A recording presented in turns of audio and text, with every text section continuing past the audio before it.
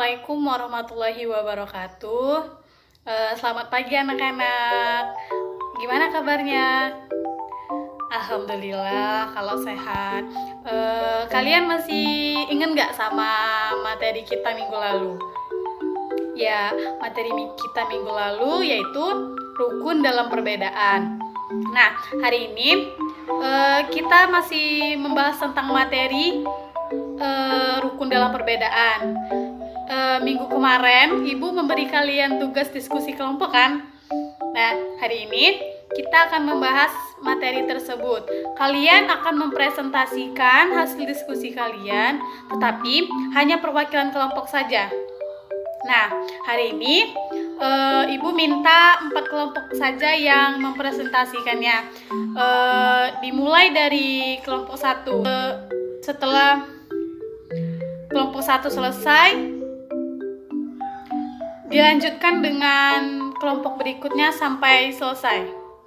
Kepada kelompok 1, Ibu persilakan untuk presentasinya. Apa perbedaan yang ada di tempat tinggalmu? Perbedaan sosial ekonomi, yaitu perbedaan materi ekonomi yang dimiliki masing-masing individu. Contohnya, keluarga memiliki mobil 2, tetangganya hanya memiliki 1 sepeda motor dan rumah kecil warisan. 2. Perbedaan agama, yaitu perbedaan keyakinan akan Tuhan dan agama yang dianut masing-masing individu. 3. Perbedaan peran sosial atau jabatan, yaitu perbedaan kedudukan yang dimiliki masing-masing individu. Baiklah, saya akan menjelaskan contoh kegiatan yang dilakukan teman atau warga bersama-sama secara rukun, yaitu saling tolong-menolong sesama teman. 2. Saling menghormati teman yang berbeda agama atau suku dan tidak membeda-bedakannya. 3. Mengerjakan kerja kelompok bersama dan melakukan kerja bakti. 4. Saling menjaga kebersihan lingkungan bersama-sama. 5.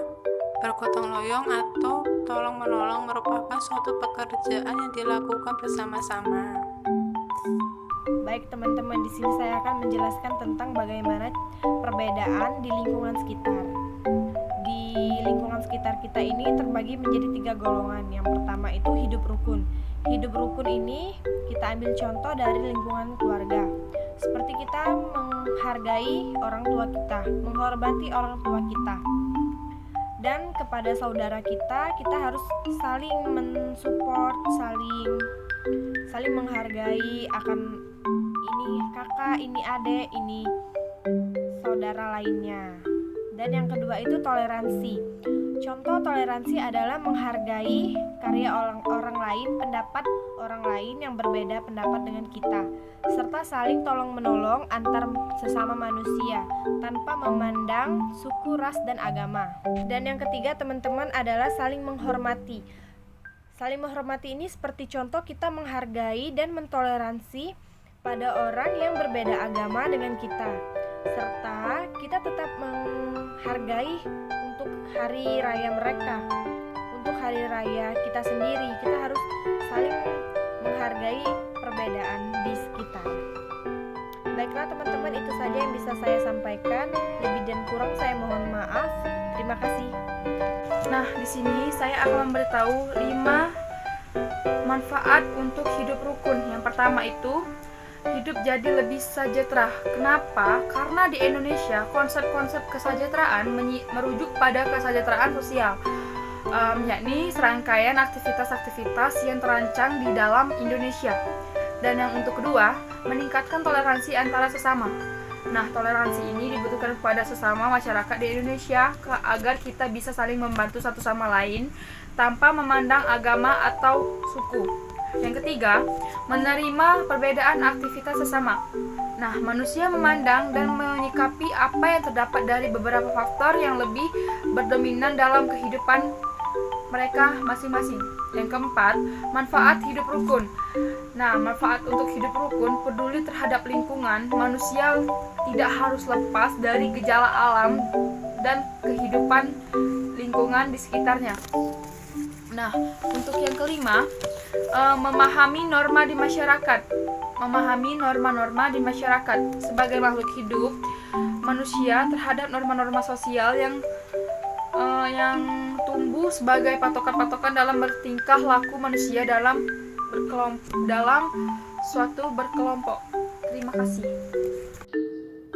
Oke, bagus sekali untuk kelompok 1, 2, 3, dan 4. Sepertinya kalian sudah memahami materi ini dan presentasinya bagus. Di sini Ibu minta satu siswa untuk menyimpulkan dari materi rukun dalam perbedaan ini.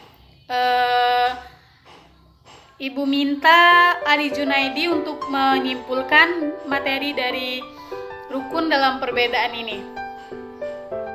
Jadi kesimpulannya, rukun dalam perbedaan dan bagaimana menyikapinya. 1. Saling menghormati antara sesama. 2. Menjunjung tinggi nilai toleransi. 3. Tidak membanding-bandingkan derajat orang lain. 4. Menganggap mereka sebagai saudara sendiri, saudara setanah air. Apa manfaat hidup rukun? 1. Dihargai orang lain. Orang merasa nyaman di dekatnya. Mempunyai banyak teman. Semakin mudah dalam bersosialisasi, mendapatkan pahala. Oke, itulah kesimpulan saya. Semoga bermanfaat.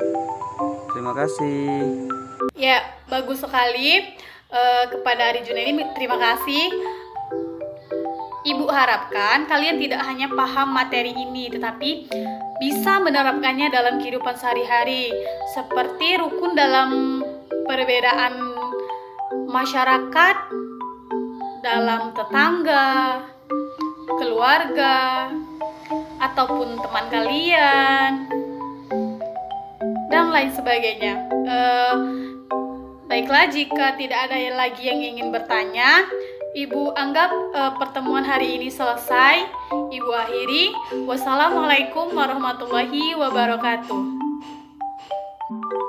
Penilaian PKN SD. 1. Sikap. 2. Keterampilan. 3. Pengetahuan. 1. Penilaian sikap. Penilaian sikap diambil saat siswa berdiskusi mengenai kerukunan dalam perbedaan dan bagaimana cara mereka menyikapinya. 2. Penilaian keterampilan. Penilaian keterampilan diambil saat siswa mempresentasikan hasil diskusi yang telah mereka kerjakan. 3. Penilaian pengetahuan. Penilaian pengetahuan diambil saat siswa diberikan pekerjaan rumah atau tugas oleh guru. Berikut tabel penilaian PKN SD dalam materi kerukunan dalam perbedaan. Indikator penilaiannya adalah 1. Memberikan 3 contoh perbedaan yang ada. 2. Menuliskan kegiatan yang dilakukan teman atau warga. 3. Memberikan contoh sikap yang diterapkan. Dan 4. Menuliskan manfaat dari persatuan dan kesatuan. Demikianlah video dari kami, semoga bermanfaat. Jika ada kesalahan, kami mohon maaf. Kepada Allah kami mohon ampun. Saya akhiri. Wassalamualaikum warahmatullahi wabarakatuh.